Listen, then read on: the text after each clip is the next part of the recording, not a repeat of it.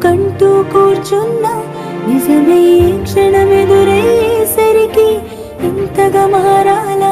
నీలోనే జీవిస్తున్నా, నీతో జీవితం అనుకున్నా, బదులుగా మిగిలిన బాధల భారం మోస్తూ బతకాలా?